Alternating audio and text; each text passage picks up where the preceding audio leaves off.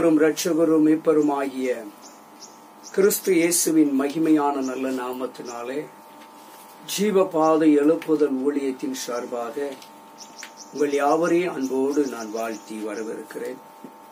கர்த்தராகிய இயேசு கிறிஸ்துடைய கிருபையும் சமாதானமும் சதா காலங்களிலும் உங்கள் யாவருக்கும் உண்டாகும்படியாகவும் நான் வாழ்த்தி வரவேற்கிறேன்.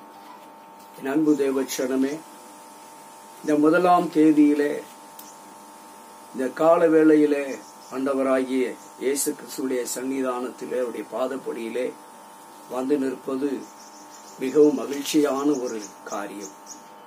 இந்த நல்ல நாளிலே ஆண்டவர் நம்ம எல்லோரையும் கூட்டி சேர்த்திருப்பதற்காக நான் கர்த்தருக்கு அதிகமாய் நன்றி செலுத்துகிறேன். 10 மாதங்கள் இந்த வருஷத்திலே அருமையாய் கடந்து வர செய்த தேவனுக்கு நான் அதிகமாக நன்றி செலுத்துகிறேன். இந்த 1ஆம் தேதியிலே இந்த 11வது மாதத்திலே ஆண்டவர் உங்களை என்னையும் கண்ணீர் மணி போல 10 மாதங்கள் கடந்து வர செய்து இந்த 11வது மாதத்தை காண செய்திருக்கிற தேவனுக்கு நான் உள்ளத்தின் ஆழத்திலிருந்து அதிகமாய் நன்றி செலுத்துகிறேன். இந்த செய்தியின் மூலியமாக, இந்த வீடியோ மூலியமாக நான் உங்களை பார்ப்பதிலே மிகவும் மகிழ்ச்சி அடைகிறேன். கர்த்தர் நல்லவர்.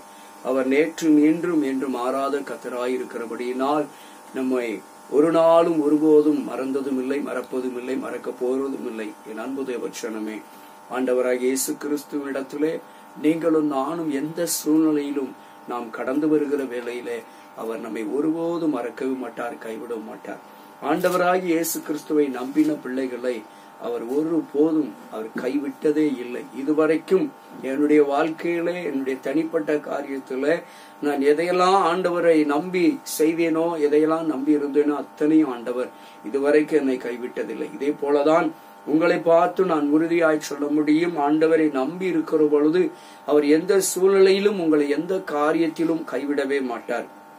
என் அன்பு தேவச்சனமே, இன்றைக்கு ஆண்டவர் அதைதான் உங்களிடத்தில் எதிர்பார்க்கிறார். நீங்கள் ஆண்டவரை நம்பி வருகிறீர்களா என்பதை ஆண்டவர் எதிர்பார்த்து கொண்டிருக்கிறார்.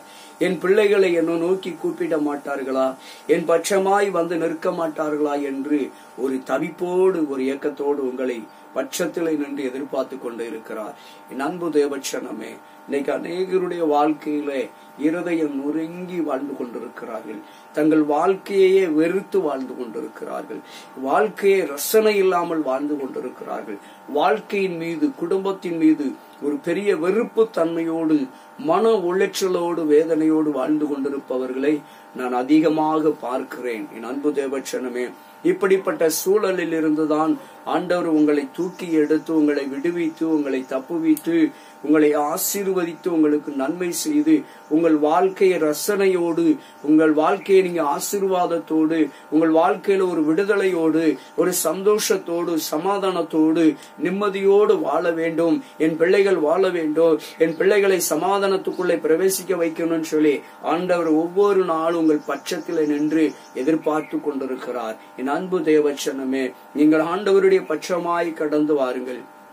இந்த நாட்களில் முடங்கி கிடக்கிற நீங்க ஆண்டவரை நோக்கி ஓடிவாங்க, ஆண்டுடைய பாதத்தை நோக்கி ஓடிவாங்க, ஆண்டுடைய வார்த்தையை நோக்கி ஓடிவாங்க. ஆண்டுடைய வார்த்தைகளை நீங்க பிடிக்கிற பொழுது உங்களுடைய வாழ்க்கையில அநேக நன்மைகளை சுதந்திரிக்க முடியும். இன்னைக்கு அநேகர் இழப்பின் நிமித்தமாக சோர்ந்து போயிருக்கிறாங்க. அநேகருடைய வாழ்க்கையில இன்னைக்கு பயங்கரமான துயரங்கள். இன்னைக்கு அநேகர் ஏண்டா வாழ்றோம்னு சொல்லி நம்முடைய வாழ்க்கையை நம்ம மாய்த்து கொள்ளலாமா என்று சொல்லி கூட ஒவ்வொரு நாளையும் கடத்தி கொண்டு இருக்கிறாங்க. இப்படிப்பட்ட சூழல் இருக்கிற அநேக சனங்கள் உண்டு. வாழ்க்கையில ஒரே விரக்தியான ஒரு சூழல், குடும்பத்திலே சமாதானம் இல்ல, குடும்பத்தில சந்தோஷம் இல்ல, பிள்ளைகளுடைய வாழ்க்கையில ஒரு நல்லது கெட்டது இல்ல, ஒரு பிரச்சனைக்கு தீர்வு இல்ல, முடிவில்லாத ஒரு வாழ்க்கை, முடிவில்லாத ஒரு பிரச்சனை, முடிவில்லாத போராட்டம், முடிவில்லாத காராட்டங்கள், காரணமில்லாத சண்டைகள், காரணமில்லாத போராட்டங்கள் என்று சொல்லி இன்னைக்கு அநேக குடும்பங்கள் இன்னைக்கு இப்படிதான் வாழ்க்கை நடத்தி கொண்டிருக்கிறார்கள். இன்னைக்கு அநேக குடும்பங்கள் இப்படிதான் வாழ்ந்து கொண்டிருக்கிறது. ஒரு நிம்மதி இல்லாத ஒரு வாழ்க்கை, ஒரு சந்தோஷம் இல்லாத ஒரு வாழ்க்கை, ஒரு துக்கம் நிறைந்த ஒரு வாழ்க்கை தான் அநேகருடைய வாழ்க்கையில இன்னைக்கு அநேகருடைய குடும்பங்களிலே காணப்படுகிறதை நான் பார்க்கிறேன். நான் அநேகரை விசாரிக்கிற பொழுது அநேகரின் இடத்திலே போன் மூலியமாக தொடர்பு கொள்ளுகிற பொழுது அவர்களுடைய வாழ்க்கை குறித்ததான காரியங்களை சொல்லுகிற பொழுது பார்த்தால் மிகவும் வேதனை. அவர்கள் இருதயத்தில் துளி அளவு கூட சந்தோஷம் இல்லை, அவங்க இருதயத்தில் துளி அளவு கூட நிம்மதி இல்லை. ஏதோ வாழ்றோம், ஏதோ சம்பாதிக்கிறோம், ஏதோ ஓடிக்கொண்டே இருக்கிறோம், ஏதோ ஏதோ ஏதோ என்று சொல்லி ஒரு நிம்மதி இல்லாத வாழ்க்கையில, ஒரு பிடித்தம் இல்லாமல் வாழ்க்கையில ஒரு பிடி இல்லாத ஒரு வாழ்க்கை வாழ்ந்து கொண்டிருக்கிறார்கள். ஏதோ ஓடிக்கொண்டு இருக்கிறோம், எல்லோரும் ஓடுகிறார்கள், நாமளும் ஓடுகிறோம். ஏதோ ஒரு வாழ்க்கை என்று சொல்லி ஏதோ காலத்தை கடத்தியாகணும், மாதத்தை கடத்தியாகணும், ஏதோ குடும்பத்தை நடத்தியாகணும் சொல்லி ஒரு வெறுப்பு தன்மையோடு வாழ்ந்து கொண்டிருக்கிற குடும்பங்கள் இன்னைக்கு அநேகராய் இருக்கிறார்கள். நான் அதை பார்க்கிற தேவச்சனமே, இப்படிப்பட்ட சூழலில் இருக்கிறவர்களை கர்த்தர் அதிகமாய் நேசிக்கிறார், விடுவிக்க விரும்புகிறார், தப்புவிக்க விரும்புகிறார், ஆசீர்வதிக்க விரும்புகிறார். நீங்கள் ஆண்டவர் சமூகத்தில் ஒரு விசை இறங்கி வாருங்கள் தேவ பிள்ளைகளே, ஆண்டவரை நோக்கி ஒரு விசை இறங்கி வாருங்க. இன்னைக்கு அநேகருடைய வாழ்க்கையில ஏன் பிரச்சனை, ஏன் இவ்வளவு பெரிய போராட்டங்கள், ஏன் இவ்வளவு நிந்தைகள், ஏன் இவ்வளவு அவமானங்கள், ஏன் நமக்கு இன்னும் ஆசீர்வாதம் இல்லை, ஏன் நம்முடைய வாழ்க்கையில் இன்னும் உயர்வு இல்லை, ஏன் நம்ம கேட்டது இன்னும் கிடைக்கல, நம்முடைய வாழ்க்கைக்கு ஏன் இன்னும் பதில் கிடைக்கல, நம்ம வாழ்க்கை ஏன் இன்னும் கேள்விக்குறியாகவே இருக்கிறது, இன்னும் ஏன் சண்டையாகவே இருக்கிறது, ஏன் இன்னும் நல்ல தீர்ப்பு கிடைக்கல, ஏன் நல்ல பதில் கிடைக்க மாட்டேங்குது, நம்முடைய வாழ்க்கையில ஒரே கண்ணீர் தானா, நம்முடைய கண்ணீர் ஏன் துடைக்கப்படவில்லை, நமக்காக ஏன் பரிந்து பேச ஆள் இல்லை, ஏன் நமக்காக உதவி செய்ய ஆள் இல்லை என்று சொல்லி ஏன் ஏன் ஏன் என்று சொல்லி கேள்வி கேட்டுக்கொண்டு வாழ்ந்து கொண்டிருக்கிற என் அன்பு சகோதரனே, சகோதரியே, என் அன்பு பெற்றோர்களே, என் அன்பு நண்பர்களே, என் அன்பு தேவ பிள்ளைகளே, ஆண்டவர் சொல்லுகிறார், ஒரு விசை தேவ சமூகத்திலே நீ இறங்கி வந்தால், நீ தேவ சமூகத்தை நோக்கி இறங்கி வந்தால், என் ஆண்டவர் உன் ஏன் என்ற எல்லா கேள்விக்கும் பதில் வைத்திருக்கிறார். தேவ பிள்ளையே, ஆண்டவரை நோக்கி நீ ஓடி வருகிற பொழுது, இயேசு கிறிஸ்து உனக்காக தானே கல்வாரி சிலுவையிலே, உங்களுக்காகத்தான், உங்க பிள்ளைகளுக்காகத்தான், உங்க குடும்பத்திற்காக, ஏன் உங்களுடைய தனிப்பட்ட அந்தரங்க பாவங்களை எல்லாம் உங்களை விட்டு நீக்கும்படியாக, பாவ காரியங்கள், சாபத்தின் கரைகள், பாவத்தின் கரைகள், பாவத்தினுடைய காரியங்கள் எல்லாம் உங்களை விட்டு நீங்கும்படியாக தானே கல்வாரி சிலுவையில உங்களுக்காகவே தன் ஜீவனையை கொடுத்தார். கிருபாதார பலியாய் ஒப்பு கொடுக்கப்பட்டார், பானபலியாக வார்க்கப்பட்டாரு.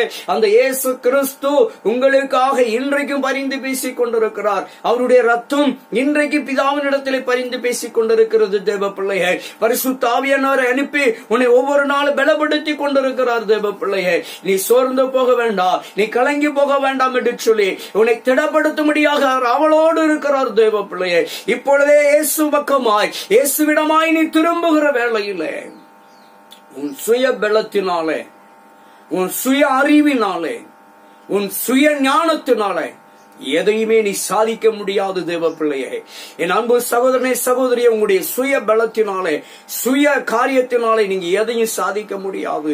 தேவனுடைய ஆதரவோடு, தேவ பலத்தோடு, தேவனுடைய அனுக்கிரகத்தோடு நீங்க வெற்றி பெற முடியும், நீங்கள் ஜெயம் பெற முடியும். தேவன் பட்சமாய் நீங்கள் ஒரு விசை இறங்கி வாருங்கள். என் அன்பு தேவச்சனமே, ஆண்டவர் பட்சமாய், ஆண்டவரை நோக்கி நீங்கள் பார்க்கிற பொழுது, கல்வாரி சிலுவையிலே உனக்காக யாவற்றையும் செய்து நிறைவேற்றி முடித்த கர்த்தர் உன்னை ஆவலோடு எதிர்நோக்கி கொண்டிருக்கிறார், உன்னை ஆவலோடு எதிர்நோக்கி கொண்டிருக்கிறார். என் சனம் என்னை எப்பொழுது கூப்பிடும், என் பிள்ளைகள் என்னை நோக்கி எப்பொழுது கூப்பிடுவார்கள், என் மகன் என்னை எப்பொழுது கூப்பிடுவான், என் மகள் என்னை நோக்கி எப்பொழுது கூப்பிடுவாள் என்று சொல்லி ஆவலோடு எதிர்பார்த்து கொண்டிருக்கிறார். தேவ பிள்ளையே, உன்னுடைய வாஞ்சை எப்படி இருக்கிறது, உன் இருதயத்தின் நோக்கம் எப்படி இருக்கிறது, கர்த்தரை நோக்கி கூப்பிடுகிற உன்னுடைய சிந்தை எப்படி இருக்கிறது என்று சொல்லி ஆண்டவர் உன்னை நோக்கி பார்த்து கொண்டே இருக்கிறார். தேவச்சனமே, இன்றைக்கு உன் இருதயம் திறக்கப்படுமா? லீதியாளுடைய இருதயம் திறக்கப்பட்டது போல இன்றைக்கு உன் இருதயம் திறக்கப்படுமானால் அவர் உன்னை ஆசீர்வாதங்களால், அவருடைய வாக்குத்தத்தங்களால் உன்னை அவர் நிரப்ப வல்லவராயிருக்கிறார். தேவ பிள்ளையே, உன் இருதயத்தை கர்த்தருக்கு நீ திறந்து கொடு. அவர் உன்னிடத்திலே பொன்னும் கேட்கவில்லை, பொருளை வெள்ளியும் பொண்ணு உன்னிடத்திலே கேட்கவில்லை, உன் ஆஸ்தி அந்தஸ்தை அவர் கேட்கவில்லை, உன் இருதயத்திலே மாத்திரமே இடம் கேட்கிறார். உன் இருதயத்தில் லீதியாளுடைய இருதயம் திறக்கப்பட்டது போல நீ திறந்து கொடுப்பாயானால் இதோ அவர் உன் பட்சமாய் வாசம் பண்ணுகிற தேவன், அவர் உன்னிடமாய் வந்து உன்னை ஆசீர்வதிக்க வல்லவராயிருக்கிறார். தேவ பிள்ளையே, உனக்காகத்தானே சிலுவையிலே தன் ஜீவனையை கொடுத்தார். உன்னுடைய பாவங்களுக்காக, உன்னுடைய அக்கிரமங்களுக்காகத்தானே. நம்முடைய பாவங்களும் நம்முடைய அக்கிரமங்களும் நம்மை விட்டு நீங்கும்படியாகத்தானே அவர் சிலுவையிலே தன் ஜீவனையை கொடுத்தார். அந்த இயேசுவை நோக்கி நீங்கள் பார்க்க வேண்டும். அந்த இயேசுவை நீங்களும் நானும் நோக்கி பார்க்கிற பொழுது அவர் நமக்கு நன்மை செய்கிறவராயிருக்கிறார். நம்முடைய பாவத்தை நம்மை விட்டு விலக்கி போடுகிறவராயிருக்கிறார். நம்முடைய அக்கிரமங்களை நம்மை விட்டு விலக்கி போடுகிறவராயிருக்கிறார். சாபங்கள் தலைமுறை தலைமுறையாய் பின்தொடர்ந்து கொண்டிருக்கிறார். இன்னைக்கு எத்தனை குடும்பங்கள் சாபத்திலே கிடக்கிறது. பெற்றோர்கள் வியாதியில் இருக்கிறார்கள், பிள்ளைகள் வியாதியில் இருக்கிறார்கள், பிள்ளைகளுடைய பிள்ளை என்று சொல்லி இன்னைக்கு பல சாபங்கள். யாரோ செய்த பாவத்தின் நிமித்தமாய் சந்ததிகள் சாபத்தில் கிடக்கிறது. இந்த சாபத்தில் இருந்து உன் குடும்பம் மீள வேண்டுமா? உன் பிள்ளைகள் மீள வேண்டுமா? உன் பெற்றோர்கள் மீள வேண்டுமா? உன் உடன்பிறப்புகள் மீள வேண்டுமா? அந்த சாபம் நீங்க வேண்டும் என்றால் சிலுவையிலே உனக்காக ரத்தம் சிந்தின அந்த இயேசு கிறிஸ்துவின் இடத்தில் நீ வந்தால் அந்த இயேசுவின் ரத்தம் உன் சாபத்தை விலக்கி போடும். இந்த தேசம் சாபத்துக்குள்ளே இன்று கிடக்கிறது. அப்ப நீங்களும் நானும் சாபத்திலிருந்து மீட்கப்பட வேண்டும் என்றால், பாவத்திலிருந்து ஒரு மீட்பு வர வேண்டும் என்று சொன்னால், பாவ மன்னிப்பை பெற வேண்டும் என்று சொன்னால், பாவ மன்னிப்பின் நிச்சயத்தை பெற வேண்டும் என்று சொன்னால், இயேசு கிறிஸ்துவிடமாய் நீ கடந்து வர வேண்டும். நீங்களும் நானும் என் அன்பு தேவச்சனமே, இயேசு கிறிஸ்துவிடமாய் இறங்கி வருகிற பொழுது பாவத்தின் சாபத்திலிருந்து ஒரு விடுதலை உண்டாகும்.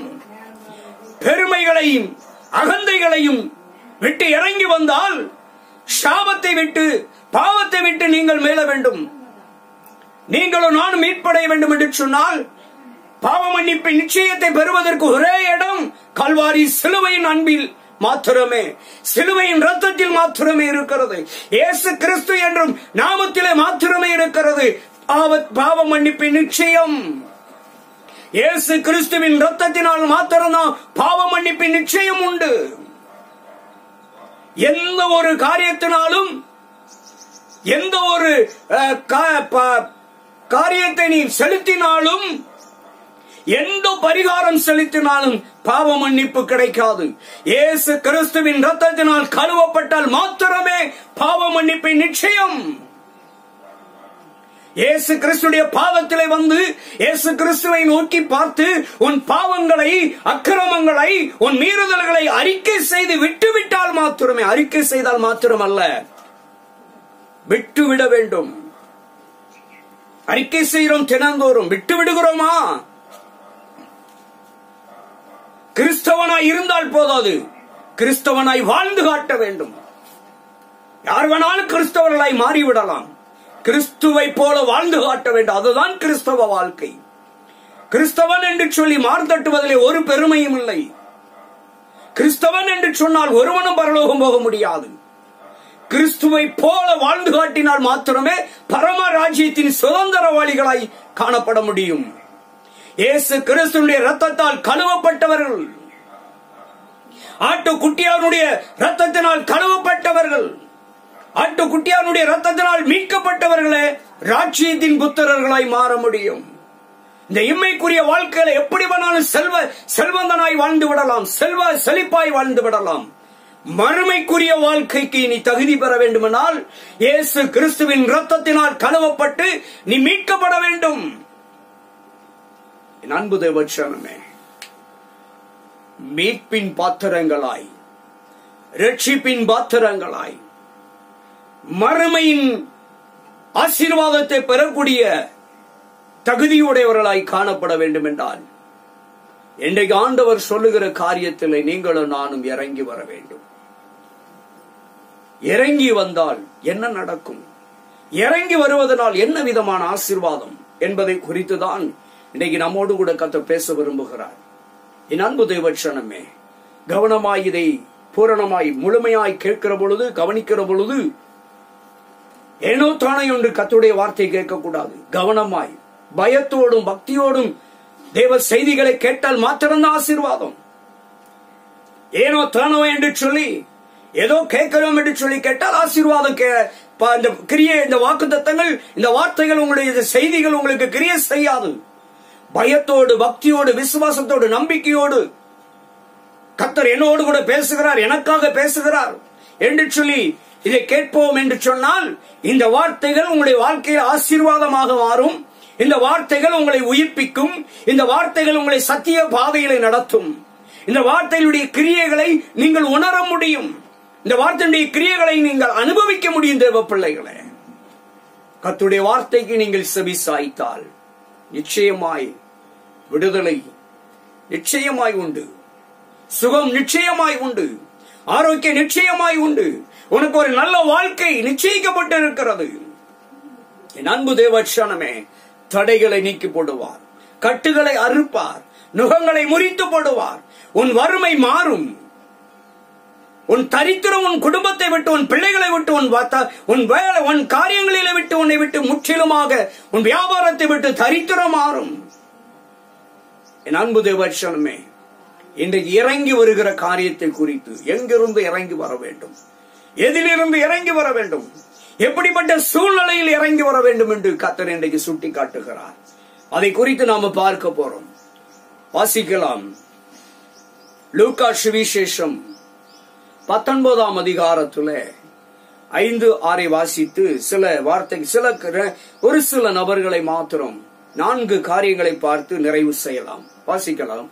இயேசு அந்த இடத்தில் வந்தபோது, இயேசு கிறிஸ்து அந்த இடத்திலே வந்த பொழுது அண்ணாந்து பார்த்து அவனை கண்டு சகையுவே, நீ சீக்கிரமாய் இறங்கி வா, இன்றைக்கு நான்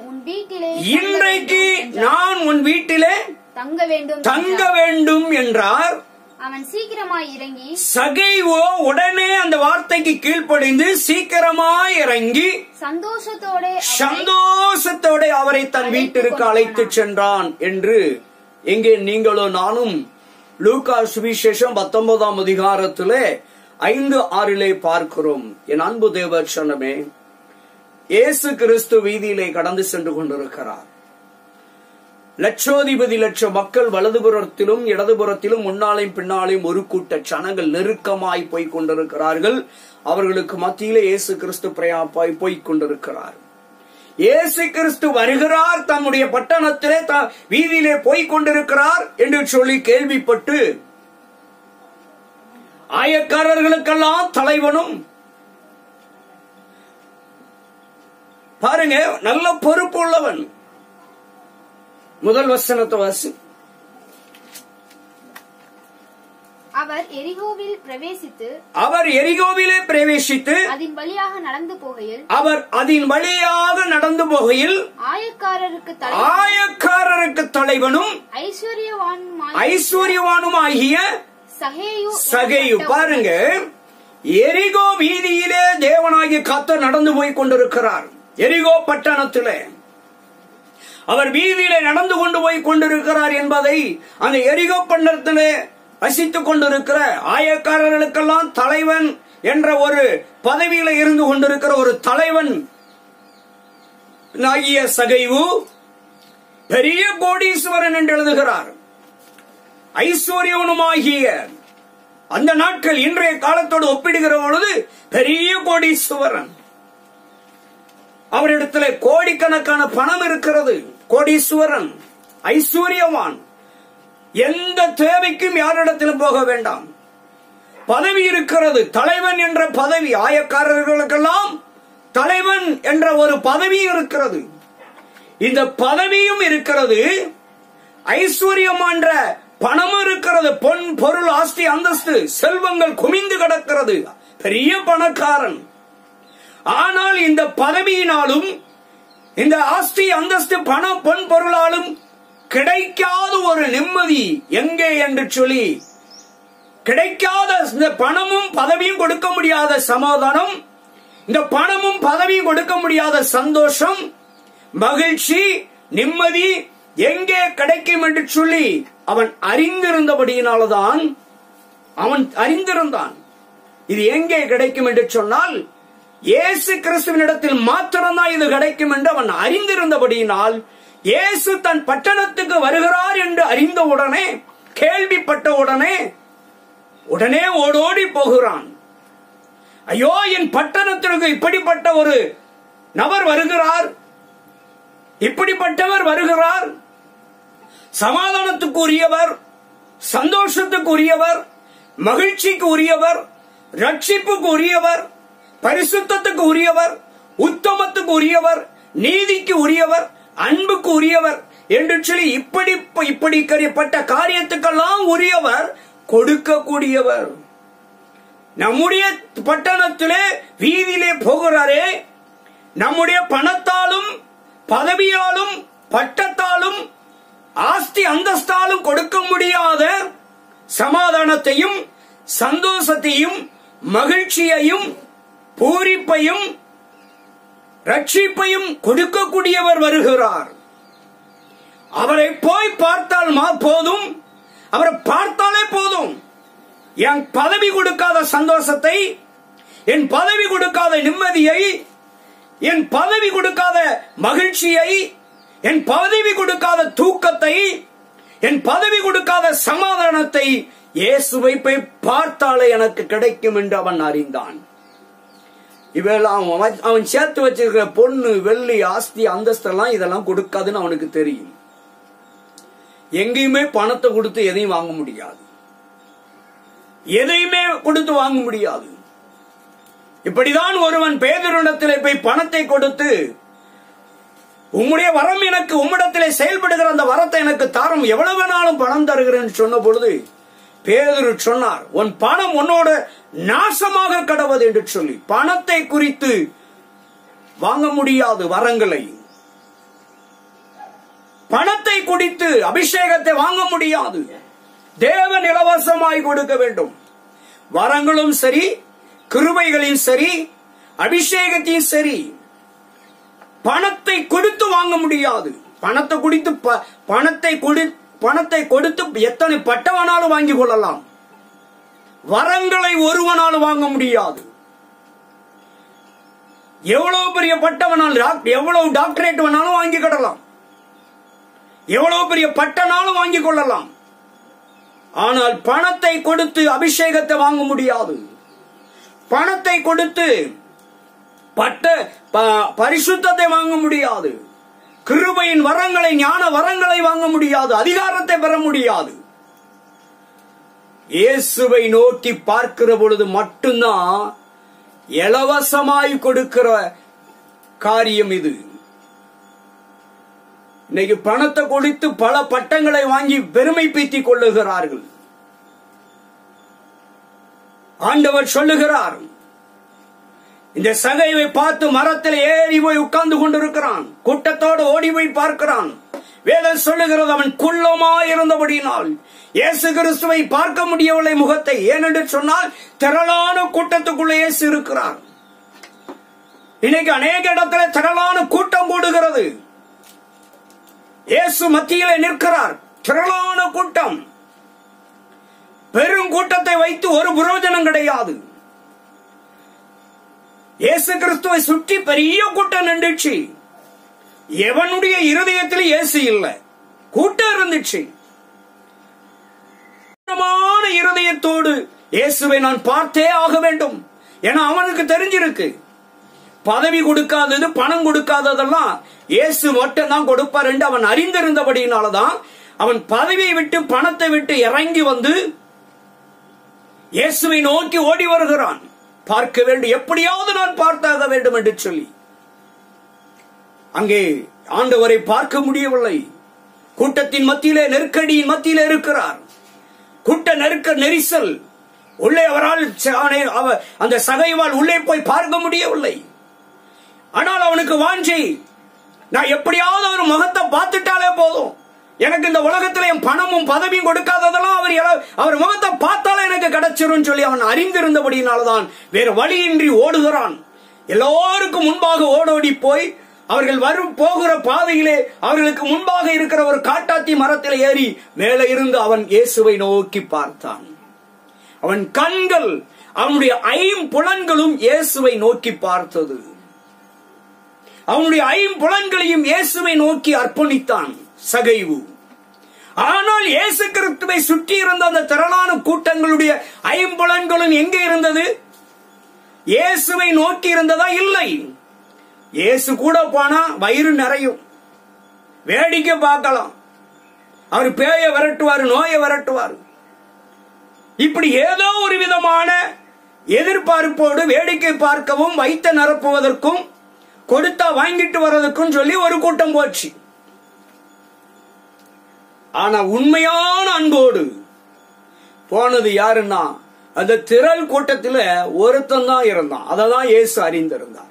யாருடைய இருதயத்திலேயாவது இயேசு இருந்தாரா என்று சொன்னால் ஒருத்தருடைய இருதயத்தில் இயேசு இல்ல. முழு வாஞ்சையோடு முழு ஆன்மாவோடு எதிர்பார்த்த ஐம்புலன்களையும் ஒப்பு கொடுத்த ஒரு மனிதன் யார் என்று சொல்லி ஆண்டவர் பார்க்கிற பொழுது சகேயு மட்டும்தான், அவன் இருதயம் மட்டும்தான் திறந்து இருந்தது.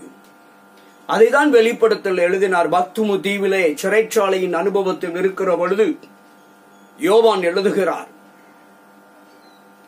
அங்கே எழுதுகிற பொழுது, இதோ வாசற்படியிலே நின்று கதவை தட்டுகிறேன், ஒருவன் என் சத்தத்தை கேட்டால் நான் உட்பிரவேசித்து அவனோடு கூட போஜனம் பண்ணுவேன் என்று 3:20 அங்கே எழுதி வைத்திருக்கிறார். இப்ப பாருங்க, உண்மையிலே இருதயத்தை திறந்து ஆண்டவரை வரவேற்ற ஒரு மனிதன் யார் என்று சொன்னால் அந்த திரள் கூட்டத்தில ஓடி போய் மரத்தில் ஏறி இயேசுவை நோக்கி ஐம்புலன்களையும் ஆண்டவரை நோக்கி திருப்பினான் பாருங்க. அவனதான் ஆண்டவர் பார்த்தார். அவன் பதவி விட்டு இறங்கி வந்தான். அவன் பணத்தை விட்டு இறங்கி வந்தான். இன்னைக்கு எல்லாரும் பதவினால சாதிச்சிடலாம், பணத்தினால சாதிச்சிடலாம் நினைக்கிறாங்க. சகைவுக்கு தெரிஞ்சிருக்கு, பதவினால ஒன்னும் சாதிக்க முடியாது, பணத்தினாலும் எதையும் சாதிக்க முடியாது. இயேசுவின் பார்வை பட்டால் போதும், இயேசுவின் வார்த்தை இருந்தால் போதும், இயேசுடைய முக தரிசனம் இருந்தால் போதும், நான் எதையும் பெற்றுக் கொள்வேன் என்று அவன் அறிந்திருந்ததனாலதான் பதவியை விட்டும் பணத்தை விட்டும் ஓடோடி இயேசுவை நோக்கி இறங்கி ஓடான். ஆண்டவர் சொன்னார், உயர்ந்த இடத்துல இருந்த சகையை பார்த்து சொன்னார், மகனே கீழே இறங்கி வா. உடனே கீழ்ப்படிந்தான். உயர்ந்த இடத்துல இருந்து இறங்கி வந்தான். ஆண்டவர் இடத்துல இறங்கி வந்த ஆண்டவரேன்னு சொல்லி ஆண்டவர் அவனை பார்த்து இறங்கி வானார். உடனே அவருடைய வார்த்தைக்கு கீழ்ப்படிந்து இறங்கி தன் வீட்டுக்கு அழைத்து சென்றான். அவன் அப்படி பணத்தை விட்டு பதவியை விட்டு உயர்ந்த இடத்தை விட்டு இறங்கி வந்ததனால அந்த சகைவுக்கு என்ன கிடைத்தது? அந்த பணத்தாலும் பதவியாலும் உயர்ந்த இடத்துல இருந்த அந்த உயர்வுனாலும் கிடைக்காத ஒரு ரட்சிப்பு இயேசு இறங்கி வா என்று சொன்ன ஒரு வார்த்தையில கிடைத்தது. அவன் இறங்கி வந்ததனால் அந்த ரட்சிப்பு கிடைத்தது. சகை வீட்டுல வந்து இயேசு சொன்னார், இன்றைக்கு இந்த வீட்டுக்கு ரட்சிப்பு வந்தது. எதனால்? அவன் பதவியை விட்டு இறங்கினான். பதவி கர்த்தருக்கு முன்பாக தூசி. என் கர்த்தருக்கு முன்பாக இந்த பதவி ஜீரோ. என் ஆண்டவராகிய இயேசு கிறிஸ்து முன்பாக இந்த ஆஸ்தி அந்தஸ்து பணம் பொன் பொருள் எல்லாம் ஜீரோ என்று சொல்லி இயேசுவை நோக்கி ஓடினான். இயேசுவை மட்டும் தூக்கி பிடிக்கணும் சொல்லி ஓடினான். அவரை பார்த்தா போதும், யார் எனக்கு எல்லாம் கிடைச்சிரும், இந்த பணத்தாலையும் பதவியாலும் கிடைக்காததெல்லாம் என் இயேசுவை மட்டும் பார்த்தாலே போதும், எல்லாம் எனக்கு கிடைச்சிரும் ஓடினான். ஆனா இன்னைக்கு எல்லாரும் எங்க ஓடுறாங்க? பதவிக்காகவும் பணத்துக்காக தான் ஓடிக்கொண்டிருக்கிறார்கள். பணமும் பதவியும் ஒருவனையும் காப்பாற்ற முடியாது. இன்னைக்கு எல்லாரும் பதவி பணம் என்று சொல்லி தன்மானத்தையும் இழந்து கொண்டிருக்கிறார்கள். ஊழியத்தையே விட்டு கொடுத்து கொண்டிருக்கிறார்கள். சத்தியத்தை விட்டு கொண்டிருக்கிறார்கள். பதவிக்காகவும் பணத்துக்காகவும் இழிவான ஆதாயத்துக்காக சத்தியத்தை விட்டு இறங்கி கொண்டிருக்கிறார்கள். எதிலிருந்து இறங்கணுமோ அதிலிருந்து இறங்காமல், இறங்க வேண்டிய இடத்திற்கு இறங்காமல் இழிவான ஆதாயத்துக்காக பதவி பட்டம், ஊழியம் செய்கிறானா இல்லையோ ஒரே படிப்பு படிப்பு படிப்பு பட்டம் பட்டம் 78 பட்டம் வாங்கி இருக்கிறான். பட்டத்தினால எதையாவது சாதிக்க முடியுமா? ஒன்று சாதிக்க முடியாது. உன் பட்டத்தை கொண்டு ஒரு நாயை கூட விரட்ட முடியாது. எங்க பேய விரட்ட? இயேசுவை நோக்கி பார்த்தால் மாத்திரம்தான். இன்னைக்கு அநேகருக்கு பதவி மோகம், இன்னைக்கு அநேகருக்கு பட்டத்தின் மீது மோகம். அதெல்லாம் ஒண்ணு இல்லப்பா, அதெல்லாம் ஜீரோ, அதெல்லாம் ஒண்ணுக்குமே உதவாத குப்பன்னு சொல்லி தூக்கி எறிஞ்சிட்டு ஓடி வந்தார் சகைவு. அவருக்கு தெரிஞ்சிருக்கு. ஒரு சகைவுக்கு தெரிஞ்சது கூட அழைக்கப்பட்ட ஊழியக்காரனுக்கு இன்னைக்கு தெரியல.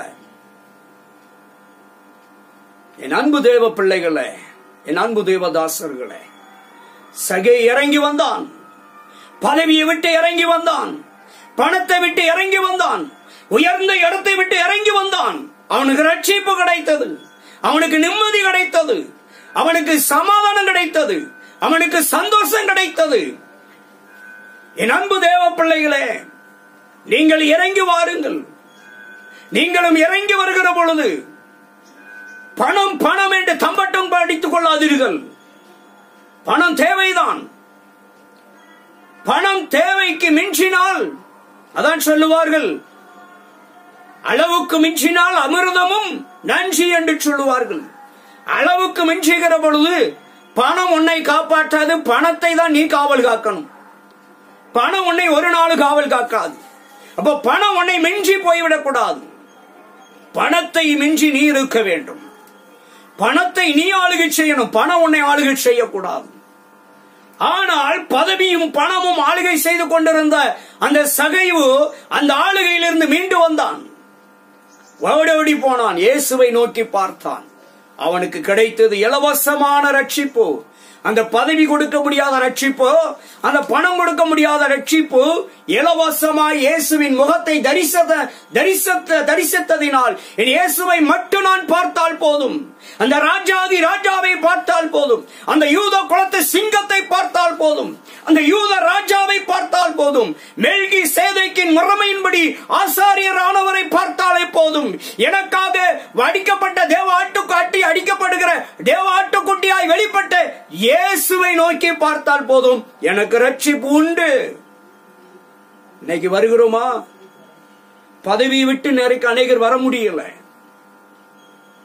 பதவி பெருமை, பதவி ஆணவம். நான் யார் தெரியுமா? உன் பதவியும், உன் பதவி பெருமையும் பதவி ஆணவமும், உன் பட்டத்தின் பெருமையும் பட்டத்தின் ஆணவம் உன்னை அழித்துவிடும். ரட்சிப்பை விட்டு உன்னை விலக்கிவிடும். ரட்சிப்பை விட்டு உன்னை தூரப்படுத்திவிடும். கிறிஸ்தவனாய் இருக்கலாம், கிறிஸ்தவ வாழ்க்கை வாழ்கிறாயா? யார் வேணாலும் கிறிஸ்தவனாய் மாறிவிடலாம். கிறிஸ்தவனாய் மாறின உடனே உனக்கு ரட்சிப்பின், நீ ரட்சகரின் சன்னிதானத்துக்கு போயிடலாம் நினைச்சா முடியவே முடியாது. மறுமையின் வாழ்க்கையில ஒரு நாளும் பிரவேசிக்க முடியாது. கிறிஸ்துவை போல் வாழ வேண்டும். கிறிஸ்தவனாய் வாழ்வதல்ல, கிறிஸ்துவை போல். உன் மாய்மாலமான வாழ்க்கை விட்டு இறங்கி வா. என் அன்பு தேவச்சனமே, இறங்கி வந்தால் ஆசீர்வாதம். இயேசுவை நோக்கி பார்ப்பதற்கு உன் ஐம்புலன்களையும் ஆண்டவரை நோக்கி நீ கடந்து வர செய். உன் ஐம்புலன்கள் வருகிறதா? ஆண்டவரை நோக்கி இறங்கி வருகிறதா? சகைவு இறங்கி வந்தான். ஆனால் இயேசு கிறிஸ்துவை சுற்றி திரள் கூட்டம் இருந்தது. யாரையுமே ஆண்டவர் உன் வீட்டுக்கு, யாருக்கிட்டையுமே உன் வீட்டுக்கு நான் வாரேன்னு சொல்லல. ஏன்னா ஆண்டவருக்கு தெரிஞ்சது, எல்லாம் ஏதோ ஒரு தேவைக்காக என்னை நோக்கி ஓடி வருகிறான். ஏதோ ஒரு காரணத்துக்காக சும்மா கிறிஸ்தவ வாழ்க்கையை ஆண்டவரை பின்பற்றுகிறோங்கிற பேருக்கு பின்னால போனான். முழுமையா ஒருத்தனும் போகல. இன்னைக்கு திரள் கூட்டம் இன்னைக்கு பேரு கிறிஸ்தவர்களாய் பின்பற்றி கொண்டிருக்கிறார்கள். அதனாலதான் இயேசு இவனெல்லாம் பேரு கிறிஸ்தவன், இவங்கெல்லாம் பேருக்கு என்ன பின்பற்றி வந்து கொண்டிருக்கிறாங்க. அதை ஆண்டவர் அறிந்திருந்தார். அதனாலதான் உண்மையாய் கிறிஸ்துவை ஏற்றுக்கொள்ளுகிறார் யார் என்று அவர் பார்க்கிற பொழுது சகை என்ற ஒருத்தன் தான் இருந்தான். அதனாலதான் அவனை கூப்பிட்டார், அப்ப இறங்கி வா, நான் உன் வீட்டுக்கு வரேன் அப்படின்னாரு. என் அன்பு தேவச்சனமே, சும்மா அந்த திரள் கூட்டத்தை போல பேரு கிறிஸ்தவனை வாழக்கூடாது. சகைவை போல இறங்கி வர கத்துக்கொள்ளணும். ஐம்புலன்களை அவன் ஆண்டவரை நோக்கி ஒப்பு கொடுத்து பார்க்க வேண்டும். இறங்கி வரணும். அப்படி இறங்கி வந்தீங்கன்னா ரட்சிப்பு உண்டாகும். இப்படிப்பட்ட சூழ்நிலையில இறங்கி வந்தா மட்டும்தான் ரட்சிப்பை பெற்றுக் கொள்ள முடியும். பட்டத்தினாலும் பதவியினாலும் பணத்தினாலும் எதையுமே நீங்க சாதிக்க முடியாது. சின்ன காய்ச்சலை கூட விரட்ட முடியாது.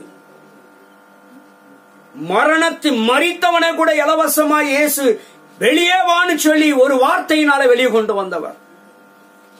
மரித்த லாசருவை உயிரோடு எழுப்பினார் என்று சொன்னால் ஒரு வார்த்தை, லாசருவே வெளியே வா என்று சொன்னார், வந்தான். சகைவே இறங்கி வா என்று சொன்னார், இறங்கி வந்தான். இன்றைக்கு இலவசமாய் கொடுக்கிற இயேசுவை நோக்கி பார்க்க வேண்டும். பணத்துக்காகவும் பட்டத்துக்காகவும் இழிவான ஆதாயத்துக்காகவும் உடைய கிறிஸ்தவ வாழ்க்கை கெடுத்து விடாதீர்கள். கிறிஸ்தவ வாழ்க்கைக்கென்று ஒரு அர்த்தம் இருக்க வேண்டும். கிறிஸ்துவை போல் வாழ்ந்து காட்ட வேண்டும். அதான் அர்த்தமுள்ள ஒரு வாழ்க்கை. மறுமையை மறந்துவிடக்கூடாது. இம்மைக்குரிய காரியங்களை மட்டுமே பார்த்து ஓடிக்கொண்டு வாழக்கூடாது. மறுமை ஒன்று இருக்கிறது. பரலோக ராஜ்யம் ஒன்று இருக்கிறது. நியாய தீர்ப்பு நாள் ஒன்று இருக்கிறது. ஒருவரும் தப்ப முடியாது. நியாய தீர்ப்பு நாளிலே பெயர் கிறிஸ்தவர்களாய் பட்டத்துக்காகவும் பதவிக்காகவும் இழிவான ஆதாயத்துக்காகவும் கிறிஸ்தவர்களை பெயர் கிறிஸ்தவர்களாய் இயேசுவை சுற்றியிருந்த திரள் கூட்டத்தை போல வாழ்ந்தால் நியாய தீர்ப்பு நாளிலே ஒருவரும் தப்ப முடியாது. ஆனால் அன்பு உள்ளவர் தான், இரக்கம் உள்ளவர் தான். பணம் வேணும் வேண்டான்னு சொல்லல, நல்ல வேலைக்கு படிப்பு வேணும் வேண்டான்னு சொல்லல. ஆனால் அதை காட்டிலும் இயேசு வேண்டும். எல்லாவற்றையும் காட்டிலும் இயேசு தேவை. இயேசு இல்லைன்னா சமாதானம் இல்லை. இயேசு இல்லைன்னா சந்தோஷம் இல்லை கிறிஸ்தவ வாழ்க்கையில. இயேசு இல்லைன்னா மகிழ்ச்சி இல்லை கிறிஸ்தவ வாழ்க்கையில. இயேசு இல்லைன்னா நிம்மதி இல்லை கிறிஸ்தவ வாழ்க்கையில. இயேசு வேண்டும். இறங்கி வாருங்கள். பட்டத்தை விட்டு பதவி விட்டு இறங்கி வாருங்கள். என் அன்பு தேவ பிள்ளைகளே, இழிவான ஆதாயத்துக்காக உன் கிறிஸ்தவ வாழ்க்கை அடமான வைக்காதே. உன் ஊழியத்தை அடமான வைக்காதே. ஊழியத்தை செய். பட்டம் பட்டம் படிப்பு படிப்பு என்று அலையாதே. ஊழியத்தை மாத்திரம் செய். இழிவான ஆதாயத்துக்காக பேரும் புகழும் வேண்டும் என்பதற்காக, பேருக்கு பின்னால நீண்ட பட்டை இருக்கணுங்கிறதுக்காக, பெருமைக்காக அலையாதே. பதவிக்காகவும் பெருமைக்காகவும் பணத்துக்காகவும் இழிவான ஆதாயத்துக்காகவும் வேண்டாம். இயேசுவை நோக்கி பார்ப்போம். இயேசுவை சுற்றி இருந்த திரளான கூட்டத்தை போல் வாழக்கூடாது. சகைவை போல இறங்கி வர வேண்டும். இயேசுவை முகத்தை தரிசிக்கணும். இயேசு மாத்திரம் எனக்கு போதும். ரட்சிப்பு உண்டு, மகிழ்ச்சி உண்டு, சந்தோஷம் உண்டு, விடுதலை உண்டு, நிம்மதி உண்டு, ஆசீர்வாதம் உண்டு. ஏன்? மறுமைக்குரிய வாழ்க்கைக்கு தகுதியையும் கொடுப்பார். அன்பு தேவ சனமே, கேட்பதற்கு கடினமாயிருக்கலாம். என்னைக்குமே மருந்து கசக்கத்தான் செய்யும். ஆனால் நிவாரணம் உண்டு. கசப்பான அனுபவம் நிவாரணத்துக்கு வழி நடத்தும். கசப்பான மருந்து நிவாரணத்துக்கு வழி நடத்தும். அதே போலதான் சில செய்திகள், சில வார்த்தைகள் கசப்பாக தோணலாம். ஆனால் இது உங்களுக்கு இனிமையில் மறுமையில் கொண்டு போய் சேர்க்கும். என் அன்பு தேவச்சனமே, இந்த சகைவை போல நீங்களும் நானும் இறங்கி வருவோமா? கர்த்தர் நம்மை ரட்சிக்கிற வல்லவராயிருக்கிறார். ஏசாயா 59:1 சொல்லுகிறது, ரட்சிக்க கூடாதபடிக்கு அவர் கரம் குறுகி போகவில்லை. இதை குறித்து நம்ம கடந்த காலங்களிலே தியானித்திருக்கிறோம். அந்த குறுகி போகாத கரம் அந்த சகைவை பார்த்து இறங்கி வா என்று சொல்லியது. அதே கரம் இன்றைக்கு உங்களை என்னை பார்த்து அழைத்துக் கொண்டிருக்கிறது. மகனே, மகளே, என் அன்பு பெற்றோர்களே, என் அன்பு சகோதரனை, சகோதரி, ஊழியக்காரனை, ஊழியக்காரிகளே, இறங்கி வாங்க. பட்டம் வேண்டாம். பட்டத்திலே நின்று கொண்டு பட்டமே பட்டம் பட்டம் என்று நின்று கொண்டு இருக்காதங்க. பதவி பதவி பதவி என்று வரி கொண்டு இருக்காதங்க. பதவி மோகம் வேண்டாம். பணத்தின் மோகம் வேண்டாம். ஆண்டவரை நோக்கி பார்க்கணுங்கிற காரியத்திலே நீங்கள் இறங்கி வாருங்கள். ஆண்டவர் உங்களை ஆசீர்வதிப்பார், உங்களை விடுவிப்பார். ஒரு விஷயம், ஆண்டவரை நோக்கி பார்ப்போமா? மீதி அநேக காரியங்கள் இருக்கிறது. மீண்டும் அடுத்த முறை இதை தியானிக்கலாம். ஒரு விஷயம், கண்களை மூடி ஆண்டவரை நோக்கி பார்ப்போம். கிருபையும் இரக்கமும் நிறைந்த பரிசுத்தமான பரலோக பிதாவே, இந்த நல்ல தருணத்தில் ஆண்டவரை எங்களோடு பேசினீங்கப்பா. இந்த சகைவை போல நாங்க இறங்கி வரும்படியாக, அந்த சகைவை போல நாங்க இறங்கி வரணும்ப்பா. பட்டத்தின் மோகமும் பதவியின் மோகமும் பணத்தின் மோகத்தை விட்டு இறங்கி ஆண்டவரே இயேசுவை நோக்கி நாங்கள் பார்க்க வேண்டும் ஐயா. கிறிஸ்தவர்களாய் அல்ல, கிறிஸ்தவ வாழ்க்கை வாழணும். கிறிஸ்துவை போல வாழ்ந்து காட்டக்கூடிய ஒரு கிறிஸ்தவனாய் வாழ வேண்டும் ஆண்டவரே. ஒரு முன்மாதிரியான கிறிஸ்தவனாய் வாழ வேண்டும் ஐயா. தகப்பனே, இயேசுவை சுற்றி இருந்த திரளான கூட்டத்தை போல் அல்லாமல் ஆண்டவரே, எப்படியாவது இயேசுவின் முகத்தை தரிசித்தே ஆக வேண்டும் என்று சொல்லி, என் பணத்தாலும் பதவியாலும் பட்டத்தினாலும் கிடைக்காத ரட்சிப்பு இயேசுவின் முகத்தை பார்த்தால் போதும் என்று சொல்லி ஓடோடி வந்த சகைவை போல நாங்கள் இறங்கி வர வேண்டும் ஐயா. இறங்கி வந்து உம்முடைய ரட்சிப்பை பெற்றுக் கொள்ள வேண்டும் ஆண்டவரே. கிருபை செய்யுங்கப்பா. இறங்கி வர உம்முடைய பிள்ளைகளுக்கு உதவி செய்யுங்க. ஓ, பதவி மோகத்திலிருந்து, பட்டத்தின் மோகத்திலிருந்து, பணத்தின் மோகத்திலிருந்து உம்முடைய பிள்ளைகள் இறங்கி வருவதற்கு நீர் உதவி செய்வீராக. உதவி செய்யுங்கப்பா. Please daddy. அப்பா, உம்முடைய ரட்சிப்பை, உம்முடைய ஆசீர்வாதத்தை பெற்றுக்கொள்ள இறங்கி வரட்டும் ஐயா. அந்த சகைவுக்கு கிடைத்த நிம்மதி, அந்த சகைவுக்கு கிடைத்த ஆண்டவரை ரட்சிப்பு, அந்த சகை வீட்டுக்கு வந்த அதே சமாதானம், சந்தோஷம் இன்றைக்கு உம்முடைய பிள்ளைகளுடைய வீட்டிலே கடந்து வரட்டும் ஆண்டவரே. இரக்கம் பாராட்டுங்கப்பா. நன்மை செய்யுங்க. உம்முடைய பிள்ளைகள் இறங்கி வருவதற்கு சகைவை போல ஐம்புலன்களையும் ஆண்டவரை உமக்கு நேராக திருப்புவதற்கு, அவர்களுடைய பதவியை விட்டு, பட்டத்தை விட்டு, பணத்தை விட்டு ஆண்டவரை இறங்கி வந்து ஆண்டவரை ஐம்புலன்களையும் உம்மை நோக்கி திருப்பி பார்க்க, உயர்ந்த ஸ்தானத்தை விட்டு இறங்கி வந்து உம்முடைய வார்த்தைக்கு கீழ்ப்படிந்து ஓடோடி வருகிற அந்த அனுபவத்தில் இறங்கி வர உதவி செய்யும். உதவி செய்யுங்கப்பா. கிருபை செய்யுங்க. ஆசீர்வதிங்க ஆண்டவரே. எல்லாருடைய இருதயத்தில் இந்த வார்த்தைகள் கொழுந்து விட்டு எரிந்து உம்முடைய பிள்ளைகளை ஆசீர்வதிக்கட்டும், உயிர்ப்பிக்கட்டும். இயேசு கிறிஸ்துவின் நாமத்தில் செபிக்கிறோம் ஜீவனுள்ள நல்ல பிதாவே. ஆமென். God bless you.